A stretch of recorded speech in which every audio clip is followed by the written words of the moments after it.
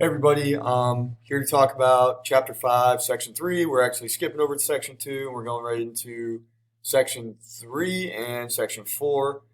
We are, uh, this is a really, really fast chapter, okay? So, like I said, we're getting into more about you guys now and making life decisions. When you choose to buy a house, this is the biggest financial decision you will make in your life. And you need to make sure that you're making the right decision. All right, and there's a bunch of factors that will go into that, and considering that will um, either be a good decision, if you choose to buy the right home, or a bad decision, and you having to constantly fix it or whatnot. So you need to really make sure that you're taking your time. Even though when you go to buy your home, I've done it several times now. You're gonna have this feeling of anxiety. You're gonna have this feeling of excitement, of hope that you want to move into this house. You really got to take your time and you really got to plan accordingly. So when you're thinking about buying or renting, most of you may be renting in a year or two, okay, when you go off to college or you move out of your parents' home. And there's some things to consider when you rent as well. So the average American spends a third to a fourth of their income on housing. So when you did a look into the future, I didn't want you to spend any more than 33% of your income on your home that you bought. And I gave you 20% down if you wanted to take that. Many Americans, before they start out, will most often rent an apartment or a small house before they start buying. So, why are some reasons that most people rent? Well, most people rent because buying a house requires a large, substantial down payment of many thousands of dollars. Like I said, most people are going to put down 20% at minimum. 6 to 7% you're allowed to put down. Anything less than that, you can't buy the house. Why do I say that? Is because the bank requires a down payment for collateral on you acquiring that loan. Okay, they're just not going to give you an unsecured loan. You're going to have to put some form of substantial down payment down. So when you buy a $300,000 home, which is at this point in time a nice home in Embro, um, it's going to require 6 to 7% down payment. That's a large chunk of money. Do the calculation. So most people fall into the category of renting, which you will do for the first portion of your young adult lives, is most likely rent until you get an actual job and you can start saving money for that down payment, unless you are gifted the money or you are inheriting it money or some form of that case is going to keep you, doing it the old-fashioned way and saving. So you need to think about saving and making the best decisions for your college, and your student loan debt are going to help you get to buy a home faster than any situation that you're going to be put in. So renting only requires maybe a down payment or a deposit. For instance, the situations I've rented, okay, will put you in a situation where you are required a first month's rent deposit plus, a deposit of the first month's rent. So let's say our first month's rent's $800. We're required to put a down deposit of $800 if anything gets damaged within the renter or violated the renter's agreement, or you damage the home that you're renting from or the apartment. They can choose to keep that if you violate the agreement or anything that you do that's not in the lease agreement. So you need to read through the lease agreement very carefully and make sure that you take pictures when you walk in the home when you're renting, and you're just going to give $800 away if you don't do that, and you get a landlord that's not trustworthy. Okay, and they keep that from you. Then, when you move in on the first day, you will be required to pay your first month's rent. So you're already $1,600 in with a down payment of 800, and then 800 again. Okay, with the deposit and the first month's rent. So renters don't also pay maintenance costs or real estate tax. That's supposed to be taxed as tax. Okay, allows you greater mobility. Okay, so if you're looking to not stay there for a year, you may want to try to find a place that maybe rents month to month or rents every 6 months or something along those lines. Currently, my wife and I are trying to build a home. Therefore, we are found a renter that's leasing their house to us month to month. So we're paying month to month rent, which is very convenient for us. And we don't have to stay there for a year or front the money for a year. Or you have a job, or you might be looking for a job where you're traveling. It might not be a good idea to sign a 2-year lease. Okay, so very, very important that you find what's the best fit for you, and you don't get yourself in a position where you sign a year lease, you move out after 6 months, all of a sudden you owe 6 months to that person, You're just burning 6 months of $800 a month and you're fronting them that money. Okay, so you have to be very careful and make wise decisions even when you're renting so you don't lose money. Eventually, many people decide to buy a home for financial reasons as well as the long run. Okay, so when you own a house, you get significant tax income benefits. Why do I say that? Is because you're paying a large portion of interest on the front side of your mortgage. Therefore, that's taken into consideration. You're going to get a lot of that money back, okay, when that comes in your tax refund checks.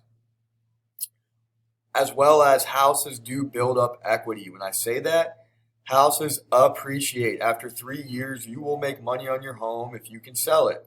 Okay, so houses increase in value and durable goods, like I said in the last chapter, depreciate in value after 3 years. So when you drive a car is considered a durable good. When you drive a car off the lot, it immediately loses 20% of its value.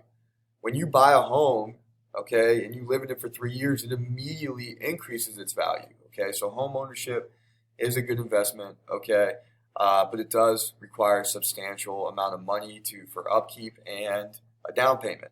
So, which is the market value of the property minus the mortgage amount still owed on it. So, as you pay, you are paying a portion of your pay is going to principal. In the first 15 years in a 30-year mortgage, you're going to be paying more interest than principal, but the last 15 years, you're going to be paying more principal and interest. That's why a kind of a good little tip, if you buy a home, it's a good idea to say you owe $785 that's your mortgage. Pay $800. You're given an anything extra that you pay, or you make an extra payment at the end of the year. That all goes to the principal of the home. Okay, which means goes towards you owning the home. So you're going to always get that money back, whether you choose to refinance or whether you choose to sell it. Okay, so that's a big thing. So houses go up in value over time. They appreciate. Remember that for your exam. This often also depends on the market value in the neighborhood at that time. So houses fluctuate. They go up and they go down. Going back to renting, if you decide to rent, you'll be asked to sign a lease, a contract that contains several clauses. Most leases are for anywhere from 1 to 3 years, depending on how long you want to sign them. Make sure to read them closely. The landlords will put certain things in your lease like, I am not required to fix the oven if it breaks, or I'm not required to do this. Or if you go 5 days over on a late notice, you owe an extra month's rent. I mean, they will try to put everything in there, and then they have the district magistrates on speed dial for anybody who violates it. Or if you get a noise complaint, I'm allowed to walk into your place at any point in time. A lot of them will put those restrictions in there. Guys, be very careful, be very diligent when reading your leasing contracts, so on and so forth. They will limit how an apartment can be used. They will say not more than one person or more than 3 people can stay in there, so on and so forth. Many of them forbid pets and other people living at the apartment. The biggest mistake you can make in your life is, I know you guys like it, is to purchase a puppy or an animal before you're out of college. It will cost you greatly in the renter section, and you will be lucky if you find a home or someone that's going to rent to you with animals. And if they do, you could be paying anywhere from $200 to $500 extra dollars a month if you have a pet.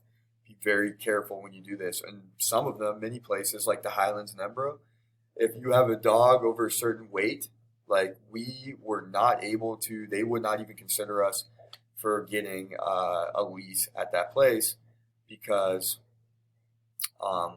we had a dog over a certain amount of weight and they will not accept that. Okay, so be very careful when you do this. After you sign the lease, the renter usually gives the owner a security deposit. Okay, so I will give the person we're leasing from $800 in security deposit. We're going to give them another $500 as a down deposit on pets. Okay, so the more pets you own, the harder it is to find somebody that's going to rent towards you.